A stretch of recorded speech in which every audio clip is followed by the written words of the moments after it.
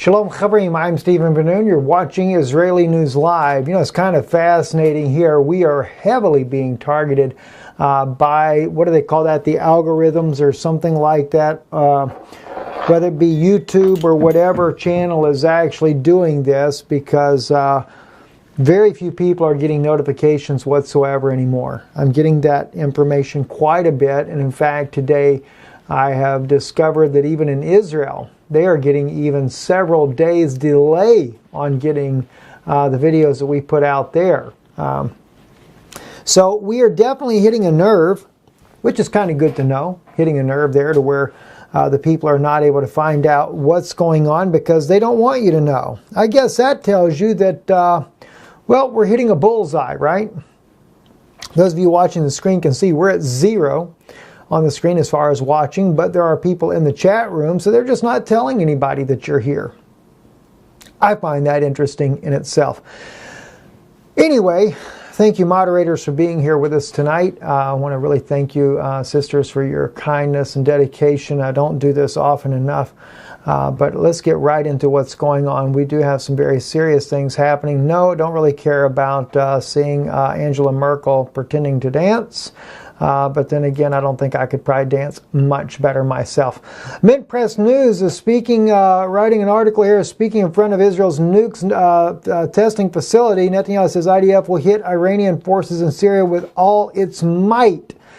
That was something I could have expected already, that this was coming, but I need to advise you now. We do have information from friends there on the ground in Israel that things are fixing to get pretty nasty in a very real time, very soon there. So I would, especially for our brothers and sisters that live in Israel, keep your ear peeled to the news there. Be watching, be vigilant. Make sure that you have provisions. Make sure that your bunkers, wherever your safety places that you know that you need to go to, make sure that you have the access to that at a moment's notice. I know that when we lived in Jerusalem, we had a safe room in the apartment we stayed in there. But there again, that's not going to stop everything that comes in. So a lot of times basement is the best place to be at. Some kind of safety place like that. One place we used to live at as well also had a fortified bunker underneath the apartment building where everyone could go into. So I'm just really encouraging our Israeli friends to make sure your bunkers are ready, because from what I am hearing, what's about to happen there in the Middle East could very well have a tremendous impact on the Israeli people as well, especially if there are any type of retaliatory actions. I'm sure that if Israel is planning on striking the Iranians inside of Syria, they will do it, as Prime Minister Netanyahu has said, with all of its might. There is, of course, a lot of skepticism when you think about what's going on. President Trump also moving his own assets into the region, preparing for a strike on Syria. Prime Minister Netanyahu talking about doing a strike as well. But yet in both men's cases, there are a lot of allegations going on in their private lives that concerns me about the use of force at this time. We know Prime Minister Netanyahu's wife is being suspected of bribery, as well as her son, on what they call Case 4000. And so these things continue to pile up. President Trump also with the allegations in the looming issue of impeachment. That will be something that maybe the Democrats will go after in the very near future. Both these men, as I said, in their own personal lives, of course, and President Trump, that's his political life, as well, face very serious situations there, and both of them may very well use the opportunity to deflect some of that with the public's attention in a full-scale war. Not to say that there is not already tensions around the globe, but the problem is that Syria's war would be drawing to a close. But as I mentioned before, from a prophetic standpoint, you have to remember, if President Bashar al-Assad is anything like that of Ben-Hadad, who was the king of Syria during the times of the prophet of Elisha, when Elisha visited Damascus, he sent word to Elisha whether or not he would recover of an ailment that he had. And Elisha knew that he would recover if it wasn't for a coup that was going to happen within his own ranks there. And Hazael did turn on him and killed him, and later turned on Israel as well. So that's something we need to think about even from a spiritual aspect. President Bashar al-Assad, yes, he would recover from this 7-year-long civil war that has raged on not because of the people of Syria, but more so from outside influence, and he would recover. Albeit, at the rate things are going right now, he may not recover after all. In fact, he may end up dying in this, or at least the nation in symbology there may be totally destroyed as a result. And in the end game of that, what happens after the fall of Ben-Hadad? Hazael turned on the house of Israel and brought about the demise of the house of Israel. Now, I could only imagine what's going to happen to the state of Israel after the death of Bashar al-Assad. That will definitely unleash all fury from every direction you can possibly imagine, especially from the Iranians, Hezbollah, to the north, Turkey, a lot of different aspects there. Not that the Turks really care that much for Bashar al-Assad, but I'm sure they would use that for a galvanizing point to want to attack. I did not mention Russia. However, it doesn't mean that Russia wouldn't retaliate, but Russia and Israel are very close allies. So I still hold back on that for the simple reason is I believe that those that will come against Israel is going to be from a NATO force. Believe it or not, I think that's where they will turn against them. Maybe even, well, wouldn't be a bit surprised with a self-inflicted wound, much like what we had on 9/11 in the United States. Another one of those self-inflicted wounds to make it look good. Moving on in other parts of the news there, of course, if Iran gets attacked directly, we still have a sizable Jewish group living inside of Iran there. Some 15,000 Jews that never left the country after the last coup that took place there. There were over 100,000 Jews living there, but they fled the country for fear of persecution. But still, roughly 15 to 20,000 Jews are living inside of Iran, and they say they do so somewhat peaceably, with one Jew being a Jewish man being a member of the parliament, of the Iranian parliament.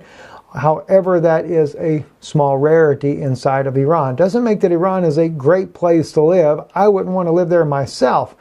Nonetheless, though, we also have another information coming out of Sputnik News. Syrian foreign minister says the White Helmets have kidnapped 44 children to stage a chemical attack in Idlib.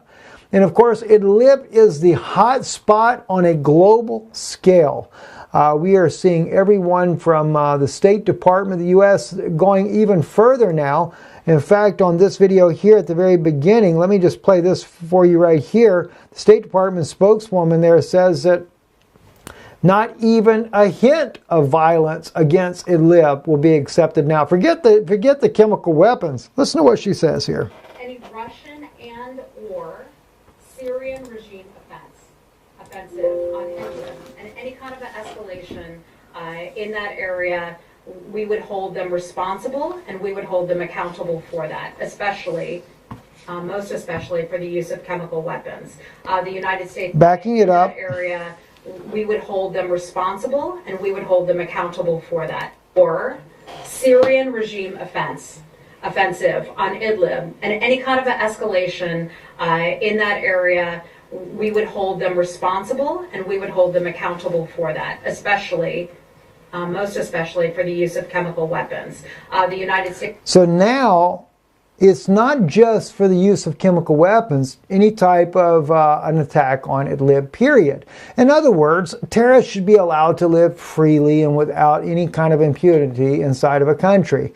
I actually commented on one of the videos there because it really bugged me that the State Department would say something like this. And my thought was, if we had this in the United States and a country had been trying to overthrow our country, would we leave, like, for example, would we just leave the state of Florida or the state of Mississippi, Alabama, or any other state in the Union? Would we just leave it to the terrorists there and say, okay, you guys can have this area there, and leave all the citizens living in amongst them to the terrorists and their evil ideologies?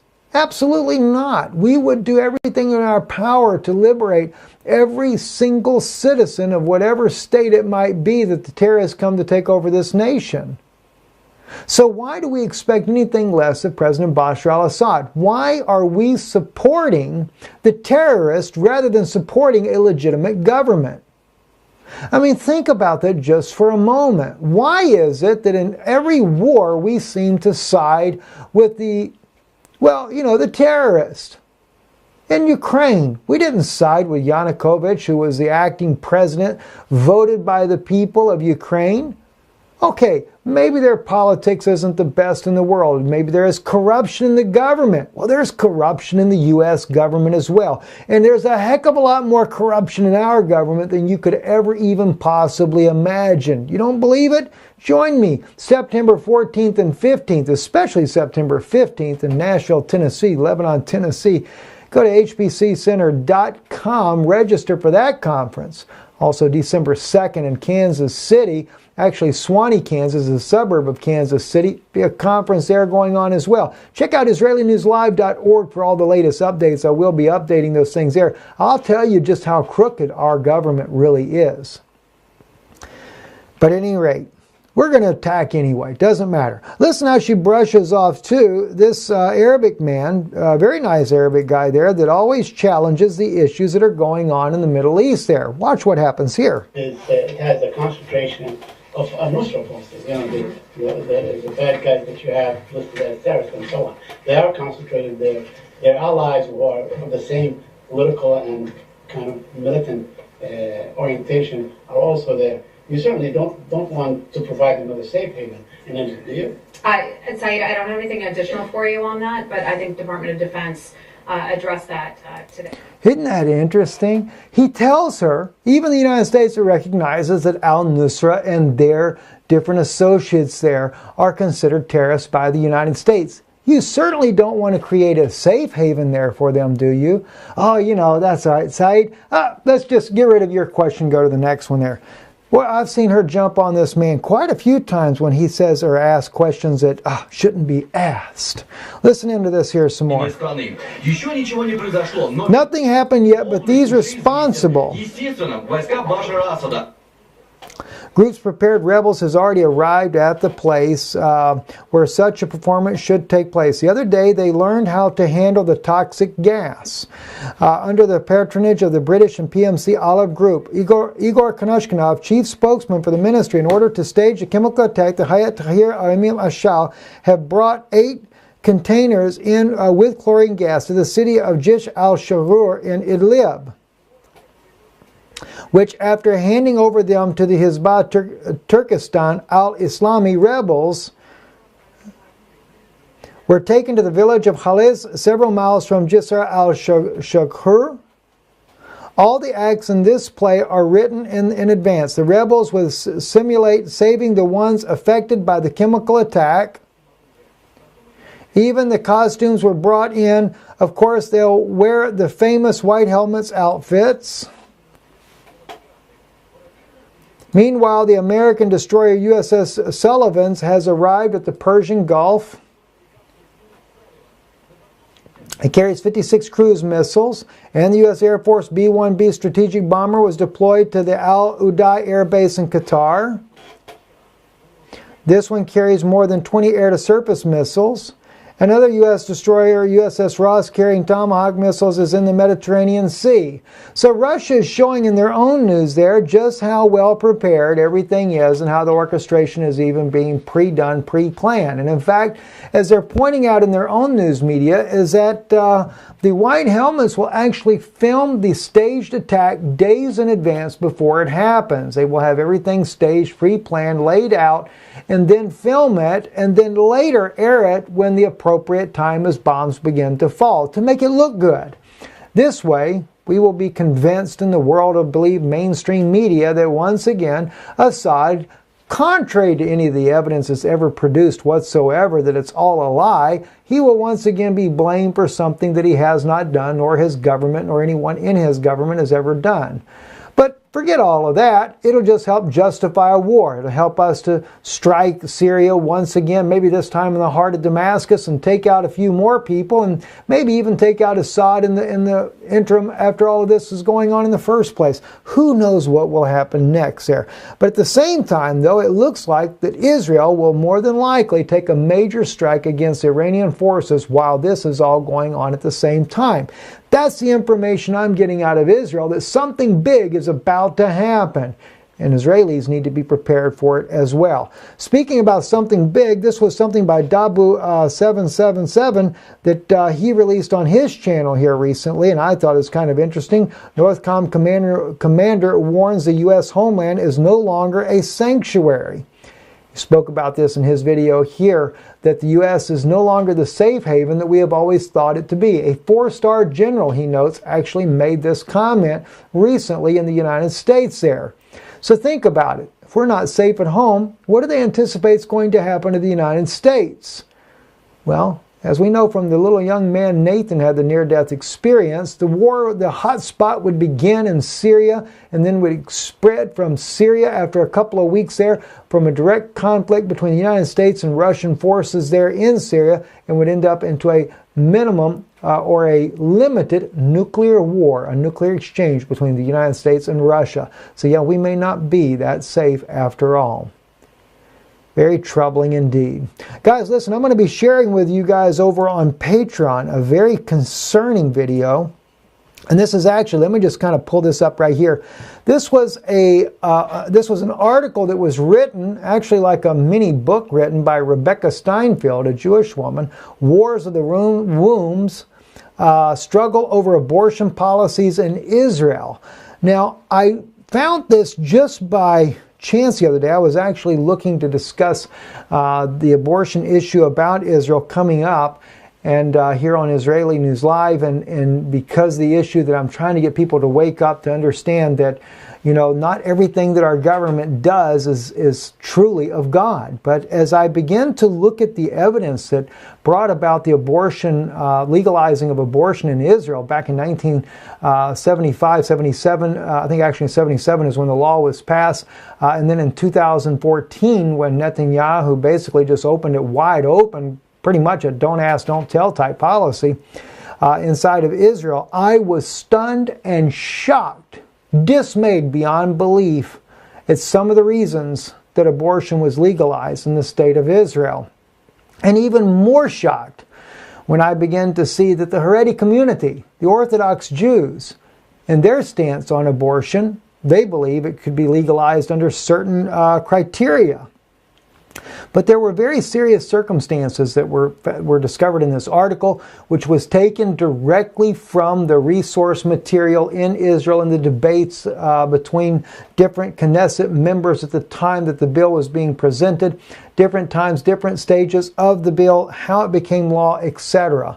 Well, one part here, just to share with you what we're going to be discussing on patreon.com/Israeli News Live, is this particular issue right here, one of many issues inside of the bill. But this really bothered me when it says here 2 additional provisions were incorporated in the abortion bill. Basically, the abortion bill was considered illegal. Abortion was illegal in Israel except for certain criteria if it was actually met. And that was never a criteria based on women's rights like they have in America, which I'm not for abortion, period, other than I could understand abortion if a woman chose to do so in the case of rape, something like this, or the saving her of her life is at risk. I would understand. Don't like it, but I would understand in those cases there.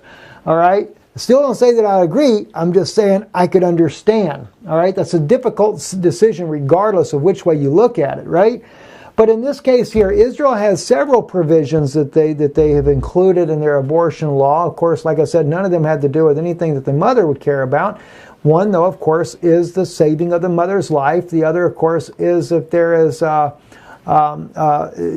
rape, things of that nature there. But they also have some very strange reasons, too. Well, also, like, for example, if the child was to be deformed, or if there's a mental issue with the child. In other words, if the child was going to be born with Down syndrome, they believe that you should abort the child. But even more concerning to me than any of the issues altogether, which demographics also played a key role in the abortion debate in Israel, because they wanted it to be allowable to do abortions to make sure that certain groups didn't surpass their numbers of births for the Jews of Ashkenazi descent.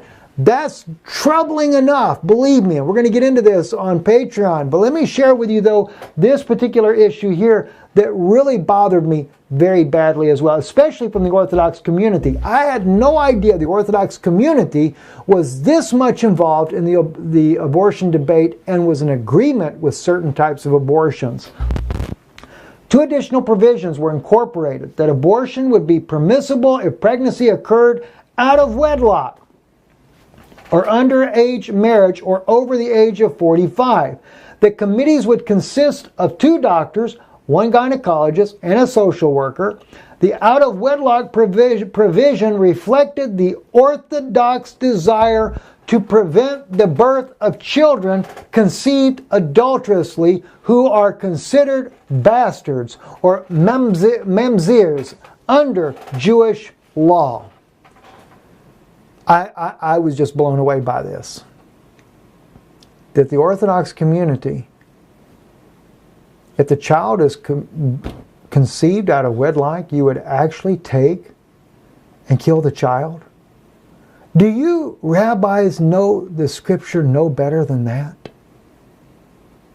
Don't you know that it even says in the law that if a man humbles a damsel, and they were to be married, that the child would not be born a bastard? So long as they marry, they come together and marry. Have you so failed in knowing the Word of God? I'm going to share one thing, though, with you. I want you to see how God thinks about you. Just for a moment. Now, keep in mind, my friends, my people are blind. Jesus, those of you who believe that Yeshua is Messiah, He said that they would be blind. David said they would be blind. Isaiah said they would be blind. Paul even said in Romans 11 that they're blind for our sake, because they played an important role in the sacrificial system that brought about the Messiah, so that His life would be released so it could come back upon the believer. All right? But I want to share with you something here from the book of Isaiah 48. Forget the part about Jeremiah. Jeremiah chapter 1, where Jeremiah said, God says, He said, I knew you before you were in your mother's womb. Which you would say, well, he wasn't a bastard child. Well, let me show you the way God looks at Israel. Hear ye this, O house of Jacob, who are called by the name of Israel, and are come forth out of the fountain of Judah, who swear by the name of the Lord and make mention of the God of Israel, but not in truth nor in righteousness. For they call themselves of the holy city and stay themselves upon the God of Israel. The Lord of hosts is His name. I have declared the former things from old. Yea, they have went forth out of my mouth, and I announced them suddenly. I did them. They came to pass. Because I knew that thou art obstinate, and thy neck is as iron, sinew, thy brow brass. Therefore I have declared it to thee from old, before it came to pass. I announced it to thee, lest thou shouldest say, mine idol hath done them. My graven image and my molten image hath commanded them. Thou hast heard, see all this, and yea, will you not declare it? I have announced unto thee new things from this time, even hidden things which thou hast not known. They are created now, and not from old. But before this day thou heardest them not, lest thou shouldest say, behold, I knew them. Yea, thou heardest not. Yea, thou knewest not. Yea, from old thine ear was not open. For I knew that thou wouldest deal very treacherously, and was called a transgressor from the womb. For my name's sake will I defer mine anger, and for my praise will I refrain for thee, that I cut thee not off. Israel was considered a transgressor from the womb. But God, in His mercy, deferred His anger. There's many scriptures about a child in the womb. And who are we to judge in such a case as this? I'll go into this in a special broadcast on Patreon. Those of you that want to catch that broadcast, patreon.com/Israeli News Live. I'll try to put this up tomorrow to go deeper on this issue. It's a very, very serious issue for me because so many people today, we stand with Israel, stand with the Jewish people, but stand with them with knowledge and understanding, knowing, see, that even Jesus said, if the blind lead the blind, don't they both fall in the ditch? All right? Now, I love my people. But we do a lot of foolish things. A lot of foolish things. How many bastard children are probably sitting in synagogues today? Maybe they don't even know they are. See? He's a God of mercy. And there's a lot of things that can be said about this, but I'll save it for that. Anyway, I'm Stephen Ben-Nun. You're watching Israeli News Live. Please remember our broadcast. If you want to know what truth is, I'll tell you what the truth is. To the best of my ability anyway. If I make a mistake, I'll make it right. Visit our website, IsraeliNewsLive.org. We thank you for your support. And also, remember too, another way you can support this ministry. You have a blog, website, write about Israeli News Live. Let people know that this is a blessing to you and that you want them to know about it. Then backlink our website, IsraeliNewsLive.org, to your blog. You can even mention us by name, Stephen Ben-Nun at Israeli News Live. Any way you link those in there with your blog or on your Facebook page there, we help get the word out. Because believe me, YouTube, Google, they're all trying to shut me down. They don't want the words going out.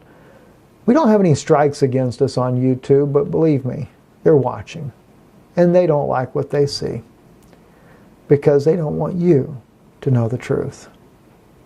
I'm Stephen Ben-Nun with Israeli News Live. Erev Tov.